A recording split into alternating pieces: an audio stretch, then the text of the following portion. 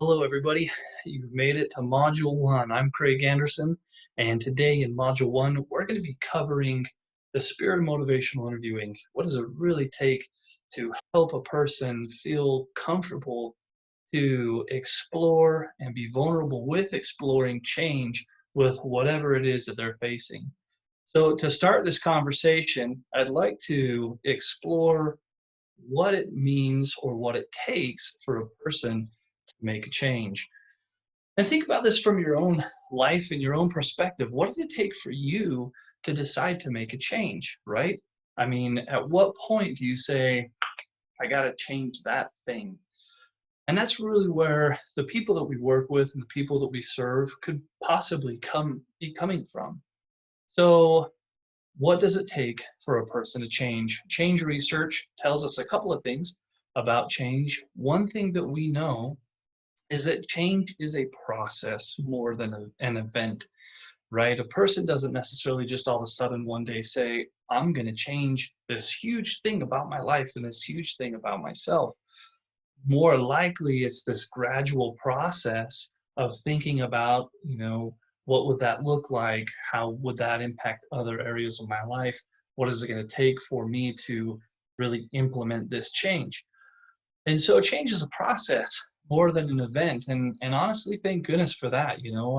I oftentimes joke about how um, down creek our clients sometimes are when it comes to processing change and exploring change. If we have one person who comes in and they're totally anti-change and unwilling to change, well, then we label them with something, some kind of diagnosis like they're antisocial. But yet at the same time, if they come in and they're like, I'm totally ready to change, I'm so excited about making change, I'm going to change this right away, then we would also label them and say something like, well, they're borderline, they're manic, right?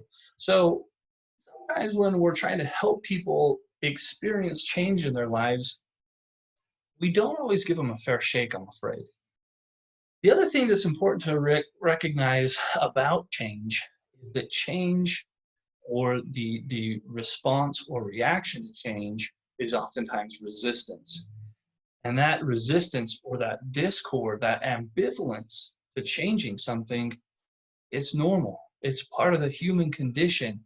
Not only is it normal and part of the human condition, it's also acceptable and it's predictable. Okay.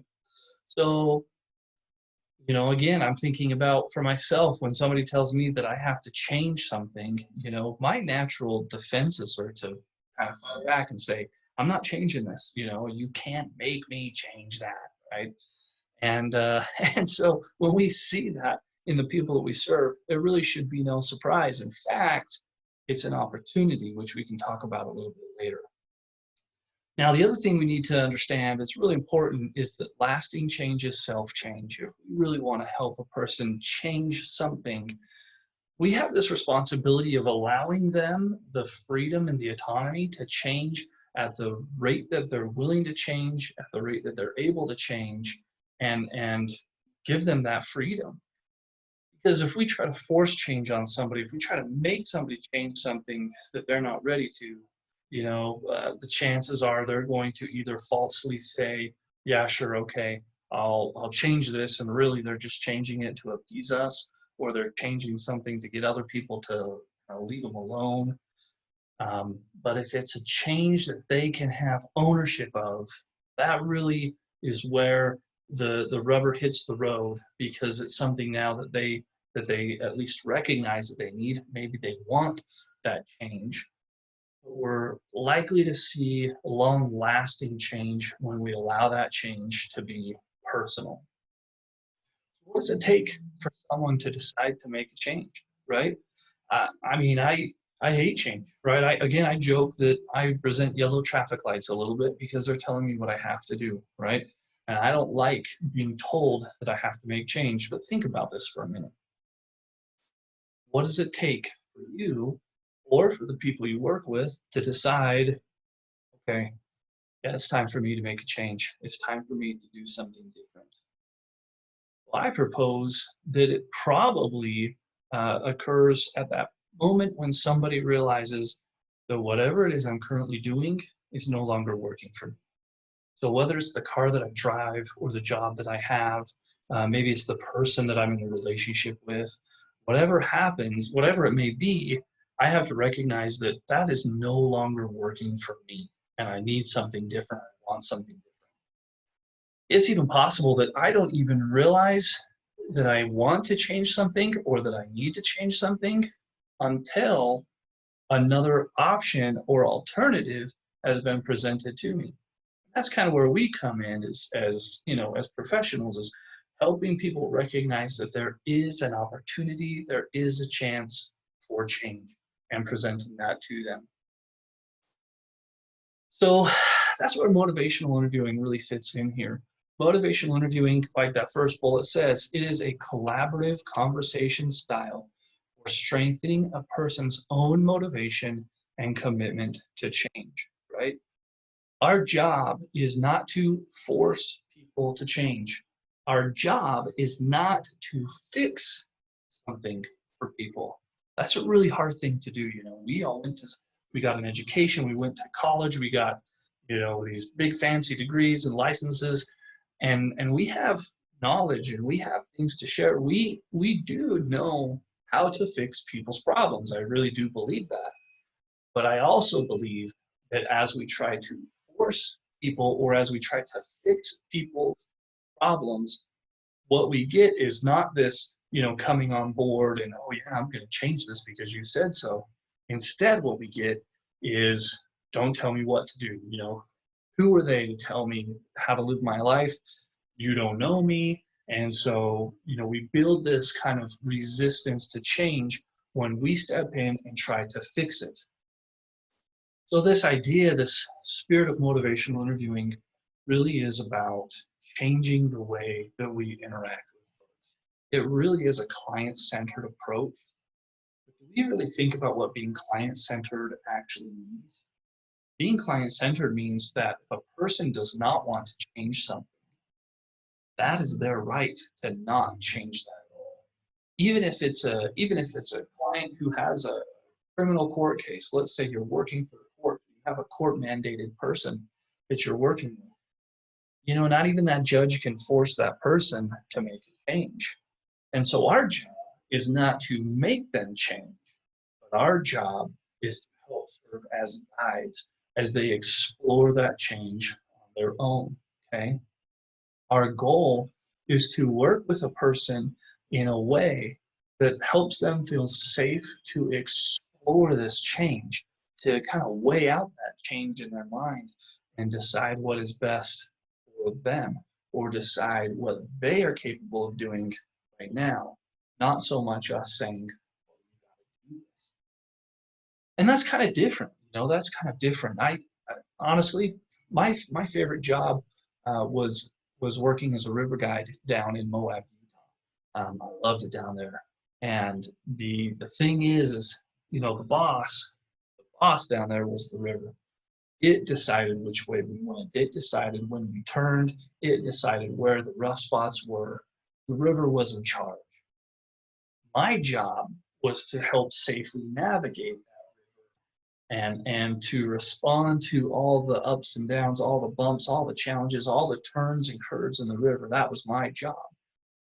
And I've taken that with me, you know, throughout my professional career, and realized that truly our clients are this river. They are the person who determines and directs where we go.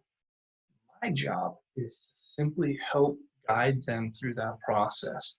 I don't have to take their challenges on my own shoulders. I don't have to feel personal responsibility for it, actually. But what I can do is I can help support them and guide them as they're going through this process, this change process on their own. Because remember, lasting change is self-change. And we want to help them make that positive change in their life. Now, like we've already mentioned, resistance to change is normal. It's natural. It's totally acceptable. It's something that every person, I guess I can't say every person, but a lot of people, when it's time for them to change something, especially if it wasn't their idea and it wasn't something exciting like getting a new car, I'm in a relationship with a new person, right? But if it's something that they're kind of compelled to do, or it's been pointed out to them, or painfully they've realized that it's time to make a change, I need to really honor the fact that that could be a painful um, experience for them. And resistance to that change is going to be natural, normal, acceptable, and predictable. And the way that I respond can really help them progress through that change process. But I know that as professionals, we kind of have that tendency to want to fix it, right? We want to fix it, we want to change it. We just want to get to the end result where all of a sudden they're all better. And unfortunately, that is not, I mean, the research tells us that that's not actually the case, that people become quite defensive when they're told what to do. Here's kind of my silly example of that. It's just, there's all this pressure, you know? And sometimes it feels like it's right up on me and I can just feel it, like literally feel it in my head, and it's relentless. And I don't know if it's going to stop. I mean, that's the thing that scares me the most, is that I don't know if it's ever going to stop. Yeah. Well, you do have a nail in your head. It is not about the nail.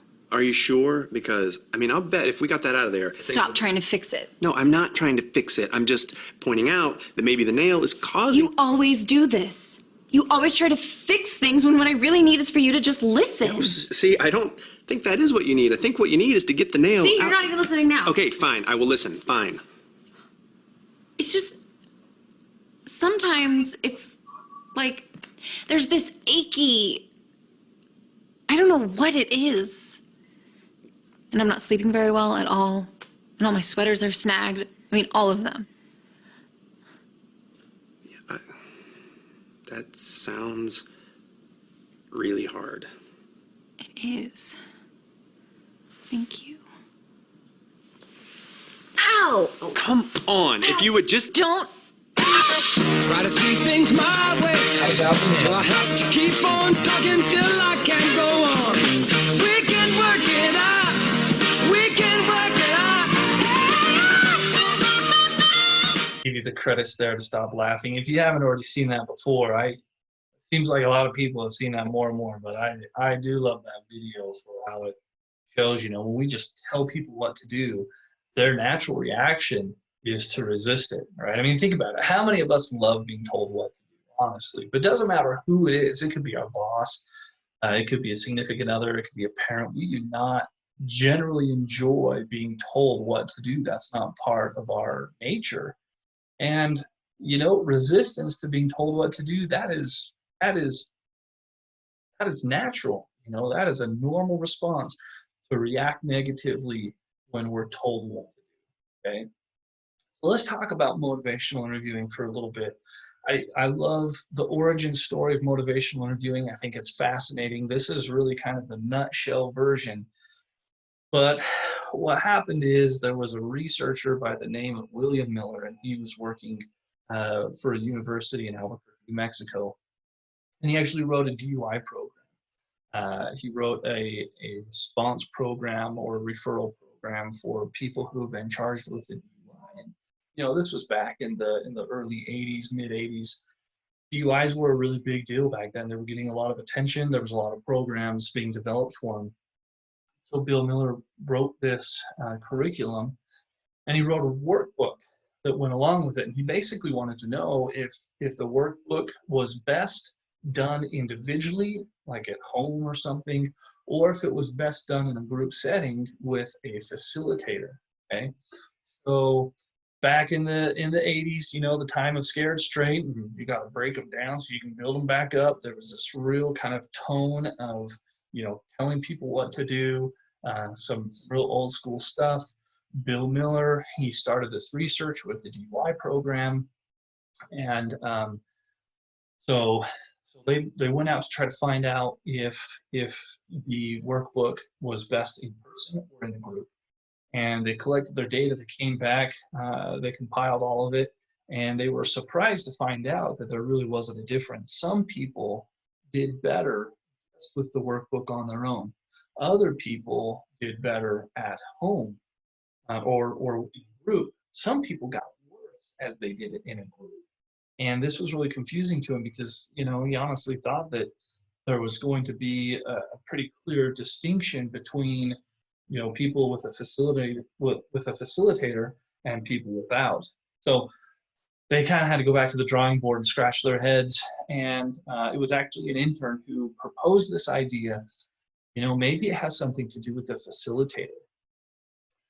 So they explored that idea and they went back and they started kind of, creating and penciling, um, really coding these facilitators to see what the difference was. And, very broadly, we can say that there was a group of clinicians that were nice, and there was a group of clinicians that were kind of mean, and the participants in the groups with the nice facilitator, they did better, they did well. The people with a facilitator who was mean, they actually did worse. They were better off doing the workbook on their own and not being in this group with this mean facilitator. Right? Being in that group actually did them more harm. So that started this whole research process over the last 30 years of trying to understand, how our role as a professional, whether we're a clinician, a therapist, a doctor, a teacher, whatever it is, the way that we interact with our clients really makes a huge difference. So in 2013, that was the last version of the book Motivational Reviewing that was published. There were at that time 1,200 publications and over 200 clinical trials. In a nutshell, they found that motivational interviewing techniques increased the likelihood that a person was going to make. However, the defining idea, the greatest variable of success, was this therapeutic relationship that the professional developed with their client or their patient. The ability to connect with them, to help them feel safe, to validate where they're at. That ability to really be there and be present human to human, being client-centered, was the greatest predictor of change. So now I totally made this up, but in my mind, I would say that motivational reviewing is about 25% of the technique that we do, and 75% of that is really how we do motivational reviewing. It's that spirit of motivational reviewing. So I guess, if you don't need the credits and you got the spirit of MI down, you don't need to continue in this course. That was a bad. Now, motivational reviewing, it really started, it started with this DY program. It really reached out then to the substance abuse realm and did a lot of work, a lot of focus around substance abuse. It then moved into the mental health field, and it is now in the medical field. And it's been in the medical field long enough that we have some pretty good data, some pretty good responses. Increasingly, the use of motivational interviewing is found within the medical realm, within primary care and supporting lifestyles.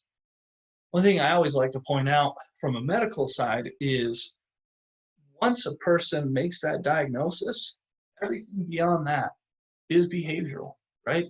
I mean, the treatment, then maintaining whatever treatment is recommended, the follow-up, all of that is behavioral. And so the medical part really ends pretty quick. And then like everything else, we get into the behavior of maintaining that treatment, okay? One big question that comes up with the medical side of things is how can I do motivational interviewing in just a short, like 15-minute medical face-to-face meeting? I mean, in the therapeutic side of things, you're spending 45 minutes to 90 minutes face-to-face with a client, but a doctor is spending 15 minutes face-to-face with a patient. Can we do good MI in that short of a time frame?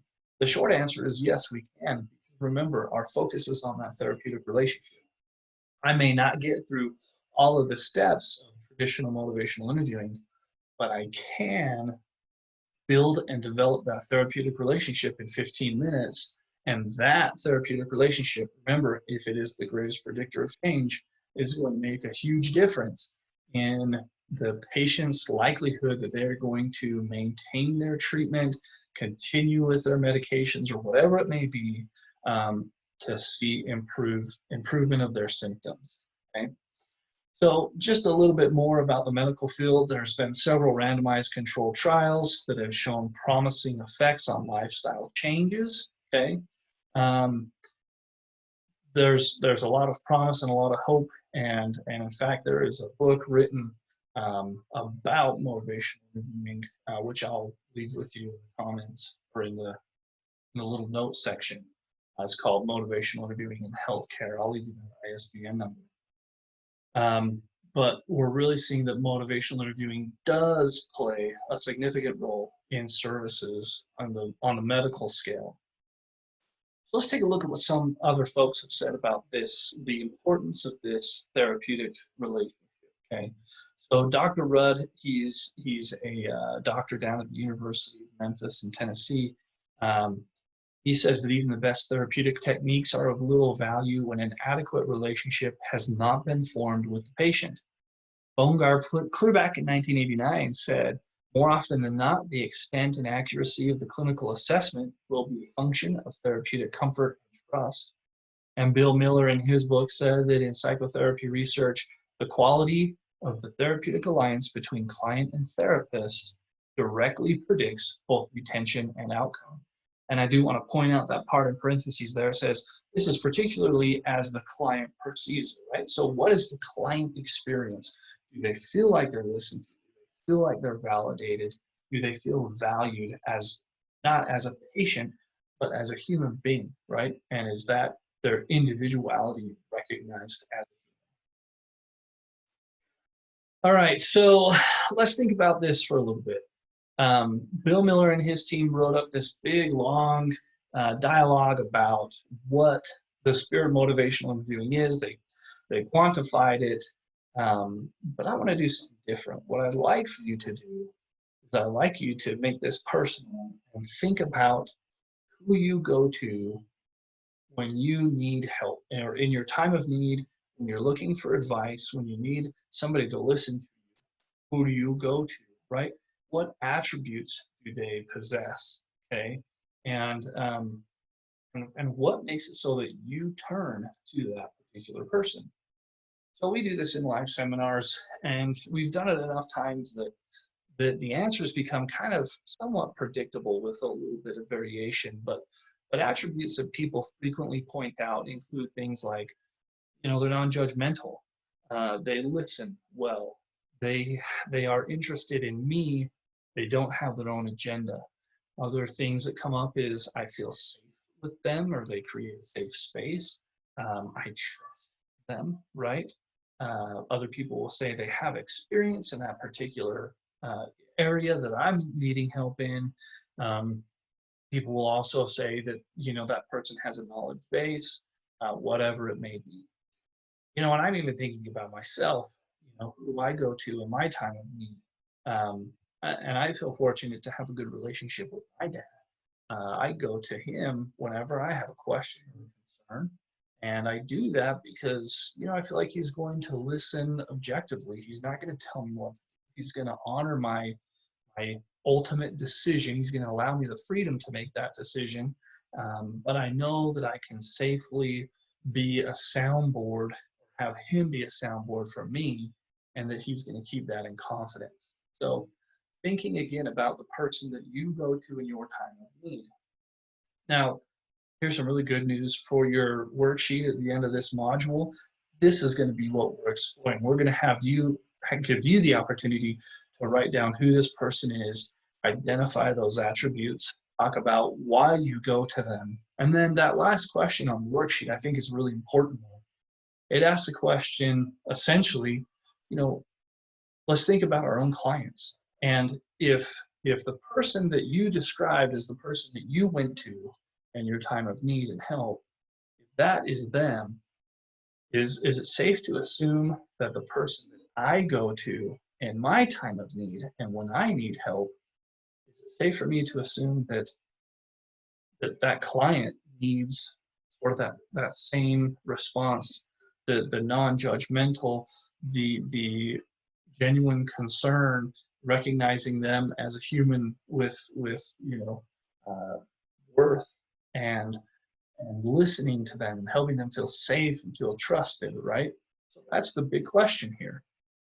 I guess the point of all of this is to say that, what I need as a human in my time of need, and when I'm looking for some help or someone to listen to, that's kind of this universal principle. If I need those attributes, I could assume that my clients, my patients, also need those same attributes, right? They need somebody to listen to them. They need somebody they can trust, that they feel safe with. It's going to hold their stuff in confidence, right? So as you complete that worksheet, let that really kind of be the definition in your mind of what this spirit of motivational interviewing really is. So I want to look at another example of this. I love this comparison, and it's not that I'm like a horse guy, right? I mean, I appreciate horses. I like horses. I've ridden horses several times, but I'm certainly not a horse trainer, horse breaker. That's my area of knowledge. So what I'd like to do is I'd like to have you watch these two video clips and just kind of take notes about what are some of the differences that you see between these two examples, okay? We're just going to watch them both back to back, and then we're going to have a little discussion about the differences between those two videos, okay? So here we go. Here is example number one, and I'm going to try to hide my picture of myself while this is playing. Oh, wrong way.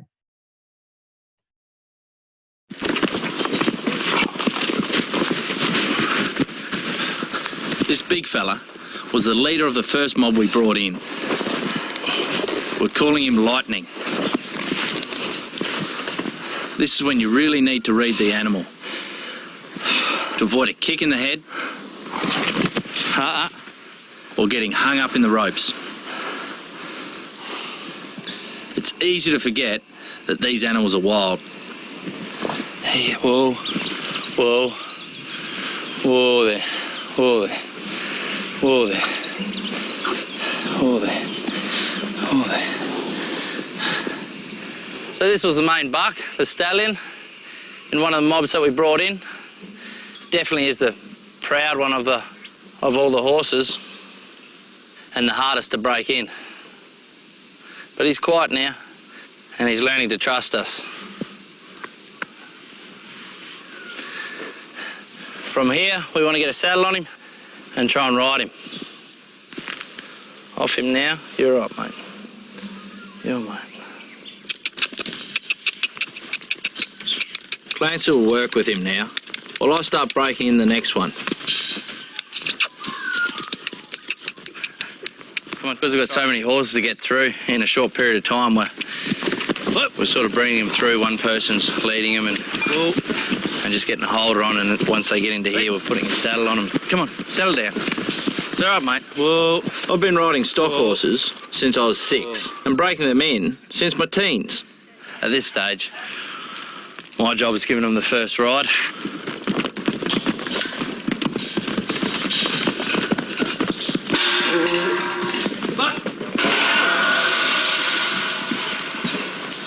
It's not the most comfortable ride to get started.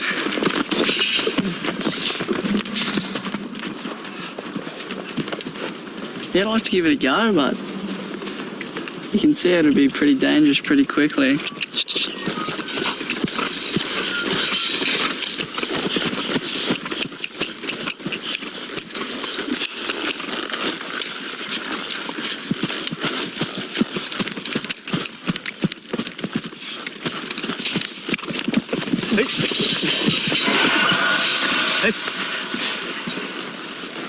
You all right? It's okay, Nash. We better get back on and try again. All right, so that's example number 1. Keep that in mind as we watch example number 2. How old is she? 4. I want to tell you that in starting Krona tonight, I would like her to accept her first saddle and rider in about 30 minutes, but it's up to her. I will do it with her as a partner. I will not force her to do anything. Okay? So I'm going to turn her loose now. See her just decide to go away. So I'm going to say, fine, Krona, that's all right. But don't go away a little. Go away a lot. And about 4 or 5 laps in each direction in a round pen like this will constitute a 1/4 of a mile. And then after you've negotiated your roughly 1/4 of a mile, I'm going to put her back in the same direction that she traveled at first, the original direction. And let's watch her communication with me. Let's see if this inside ear will find me, and the outside ear will listen to the rest of the world. And there it is.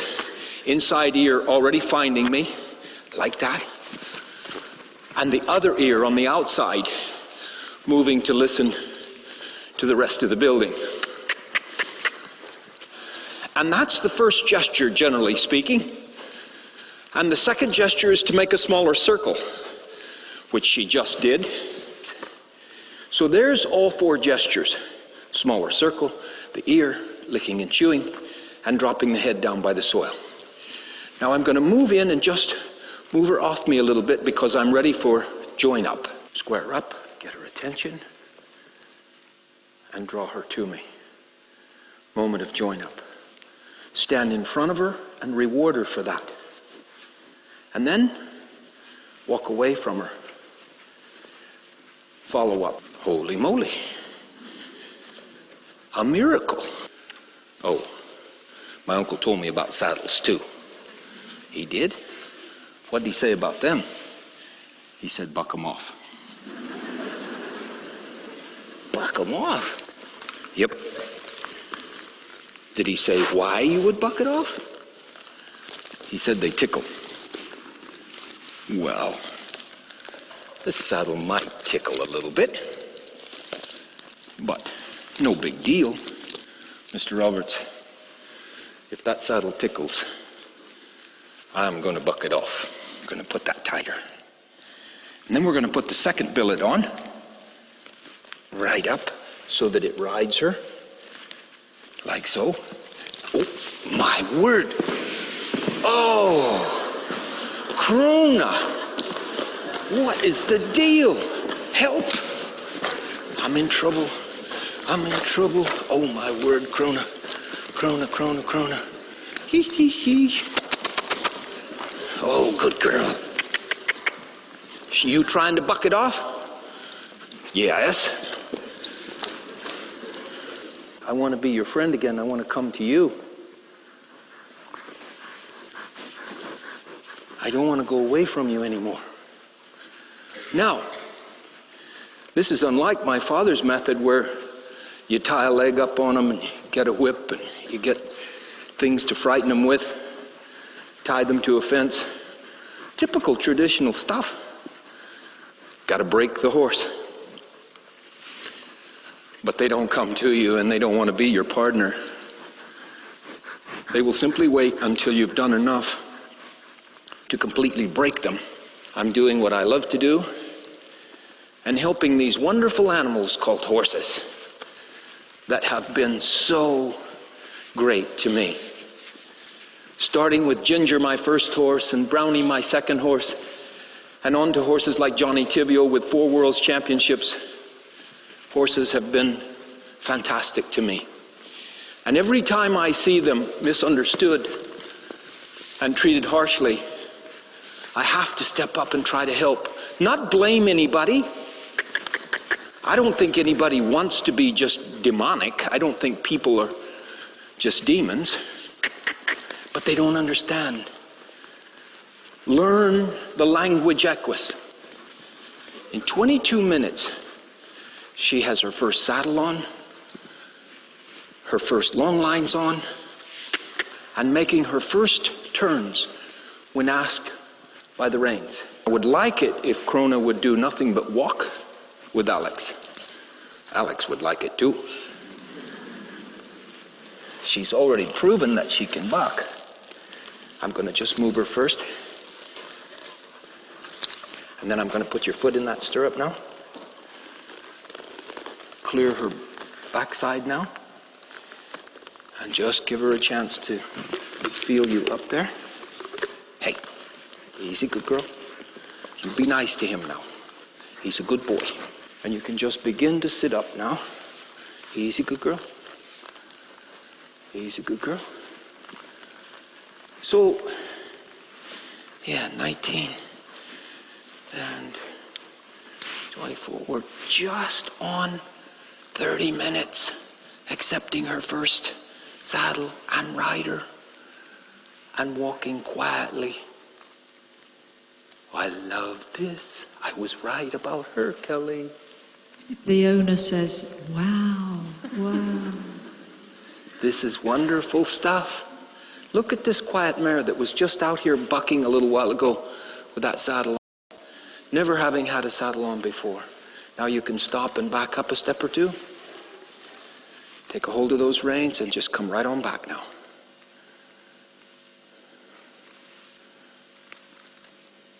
Back, back, back. Good man.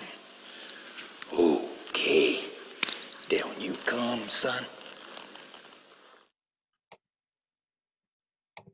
All right, so let me get myself back up here. Okay, so what was the difference that you saw and felt between these two videos? And I want to echo what Monty Roberts said. You know, he doesn't want to blame anybody, but at least for me and people that we've worked with in the past who've seen this comparison, you know, there's a definite change of feeling or a different feeling between the two.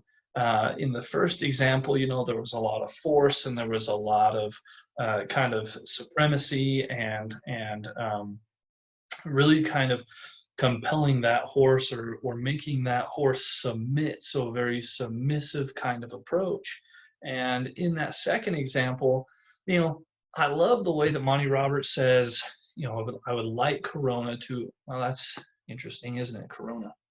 I would like Corona to accept her first saddle and rider in about 30 minutes, but it's up to her. I will do it with her as a partner, right? And so he really has this kind of coming alongside and is focused on developing that relationship with the horse so that they have this kind of, you know, connection. The horse wants to work with him and that makes it easier for him.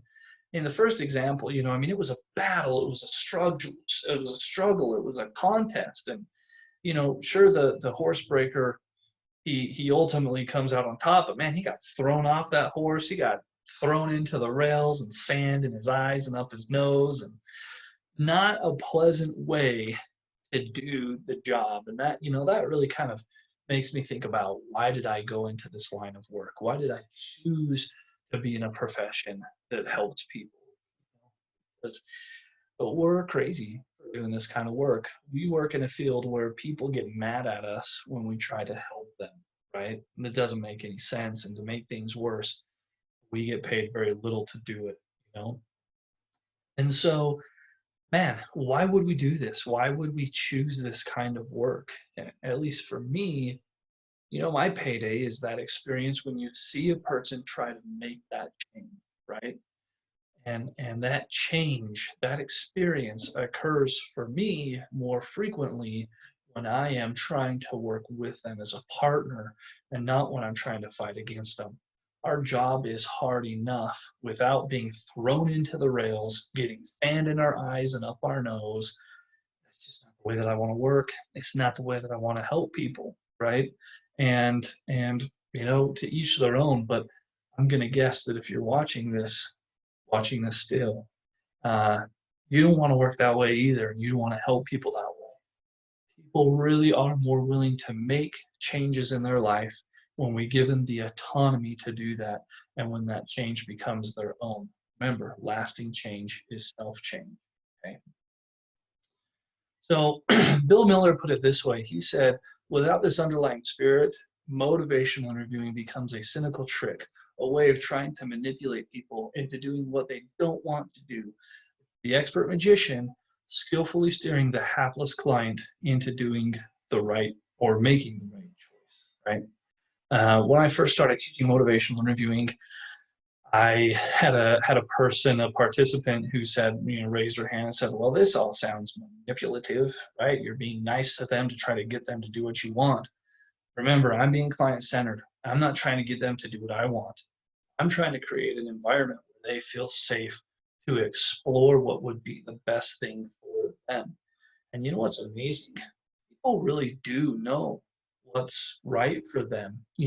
A person doesn't go to the doctor and have it be the first time that somebody told them to quit smoking. It's like, oh, smoking is bad for me? Are you serious? I had no idea. I will stop immediately. People don't do that. They already know, right? They already know that some of the things that they're doing aren't in their best interest. And maybe they're trying to protect that a little bit, right?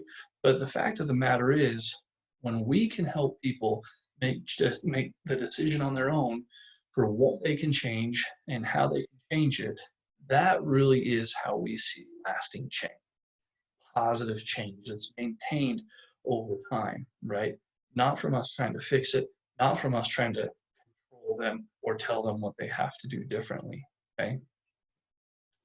All right, so that is the spirit of motivational interviewing in a nutshell, right? It's really, it's really short, really concise. What I want to do right now is I want to take you to, oh, sorry, that's our next module. I want to take you to the worksheet. So I'm going to stop sharing this, and I'm going to share my other screen now with the worksheet, okay?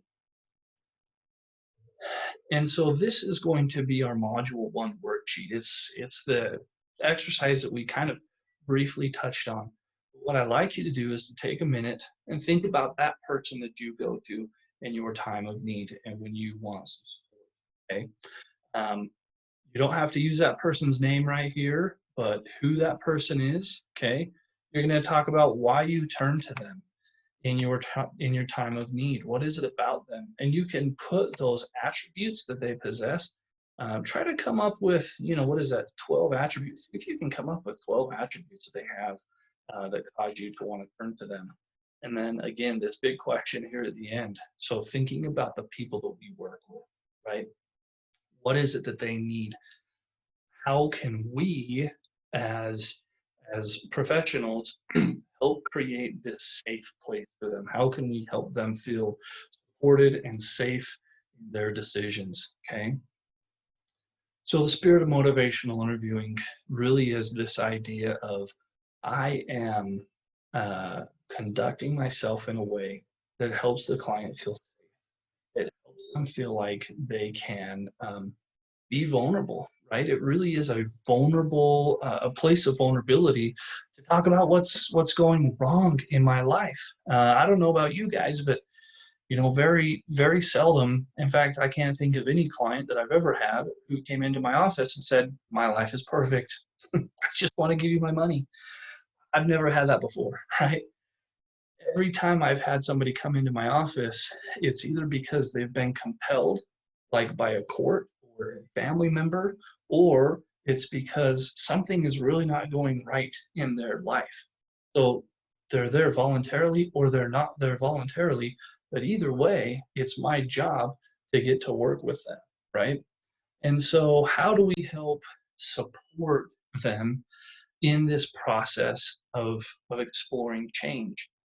We need to be the one to create that safe environment where they can go and they can feel safe, okay? That's the spirit of motivational interviewing.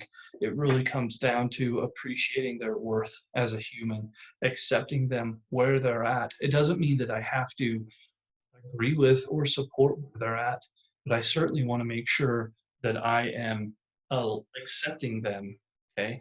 in the place that they are currently at.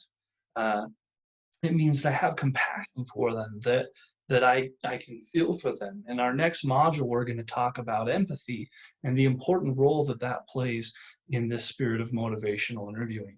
So there you have it. You just heard 75% of what motivational interviewing is. It's that spirit of motivational interviewing. It's our ability to connect. It's our ability to develop that therapeutic relationship, which is the greatest predictor of change. We're going to continue to discuss this therapeutic relationship throughout the other modules, and come back to what we've learned in this module time and time again, because it truly is the foundation of everything that we do. Well, for now, complete that worksheet. Go ahead and compile it, and you can compile that with your quiz at the end, and then submit all of those, email those to us, so we can get you that certificate.